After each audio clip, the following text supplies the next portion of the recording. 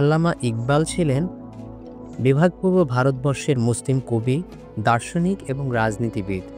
তাঁর ফার্সি ও উর্দু কবিতা আধুনিক যুগের ফার্সি ও উর্দু সাহিত্যে অন্যতম শ্রেষ্ঠ হিসেবে বিবেচনা করা হয়।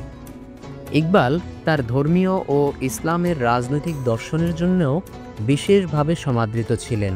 তার একটি বিখ্যাত চিন্তা দর্শন হচ্ছে ভারতের মুসলমানদের জন্য স্বাধীন রাষ্ট্র গঠন।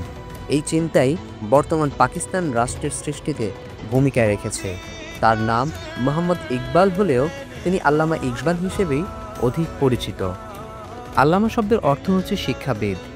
তার পার্সি সৃজনশীলতার জন্য ইরানেও তিনি ছিলেন সমধিক প্রসিদ্ধ। তিনি ইরানে ইকবাল-ই লাহোরি নামে পরিচিত। তার পিতামহ শেখ রফিক কাশ্মীর হতে শিয়ালকোটে গিয়ে বসবাস শুরু করেছিলেন। শেখ রফিক ছিলেন কাশ্মীরি শাল তৈরি এবং ব্যবসার সাথে জড়িত। তার দুটি পুত্র ছিল, শেখ গোলাম কাদির এবং শেখ নূর মোহাম্মদ। শেখ নূর মোহাম্মদ ছিলেন ইকবালের পিতা। তিনি ছিলেন শিয়ালকোটের নামকরা দর্জি।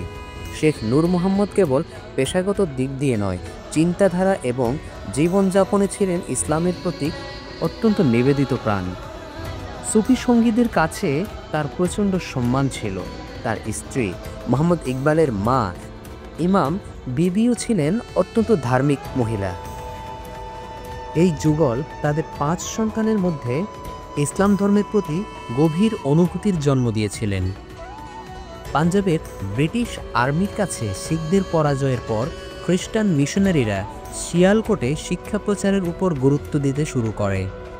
এই সময়ে শিয়ালকোটে স্কটিশ মিশন কলেজ স্থাপিত হয়।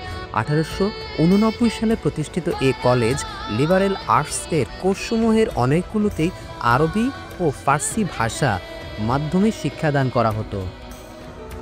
যদিও এ সময় বেশিরভাগ স্কুলে ফার্সি ভাষার পরিবর্তে ইংরেজি ভাষা শিক্ষার মাধ্যম হিসেবে ব্যবহার শুরু হয়।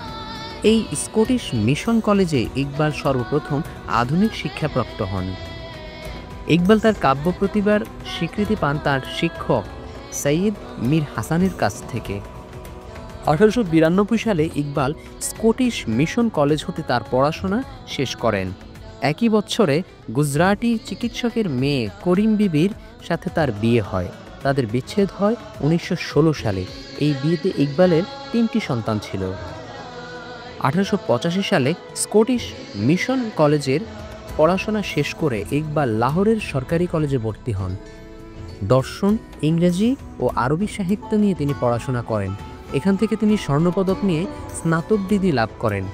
1899 সালে যখন তিনি মাস্টার্স ডিগ্রি লাভ করেন, ততদিনে তিনি সাহিত্য অঙ্গনে পরিচিত ব্যক্তিত্ব। মাস্টার্স ডিগ্রিতে পড়বার সময় ইকবাল স্যার টমাস আর্নল্ড এর সংস্পর্শে আসেন।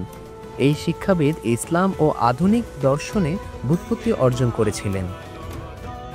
ইকবালের কাছে তিনি প্রাচ্য ও পাশ্চাত্যের সেতুবন্ধন হিসেবে কাজ করেছিলেন। স্যার টমাস আর্নল্ডকেই ইকবালের ইউরোপে উচ্চশিক্ষায় অনুপ্রাণিত করেছিলেন বলে বলা হয়। ইকবাল 1905 সাল হতে লন্ডনে আইন বিষয়ে পড়াশোনা করেন। 3 বছরের আইনের ডিগ্রি লাভ করেন কেমব্রিজ বিশ্ববিদ্যালয়ে লিঙ্কনস ইন হতে, আর ডক্টরেট ডিগ্রি লাভ করেন জার্মানির মিউনিখ বিশ্ববিদ্যালয় হতে। দশম শ্রেণীতে থাকতেই ইকবাল সর্বপ্রথম রাজনীতির সংস্পর্শে আসেন। 1906 সালে অল ইন্ডিয়া মুসলিম লীগ প্রতিষ্ঠিত হবার পরপরই তিনি তাতে যোগ দেন।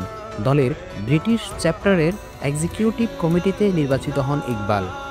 সৈয়দ হাসান বিলগামি এবং সৈয়দ আমির আলীর সাথে তিনি সাব কমিটির সদস্য হিসেবে মুসলিম লীগের খসড়া সংবিধান প্রস্তুত করেন।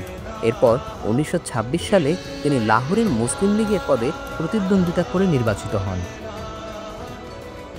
1908 সালে ইকবাল ইউরোপ হতে দেশে ফিরে আসেন এবং লাহোরের সরকারি কলেজে যোগদান করেন।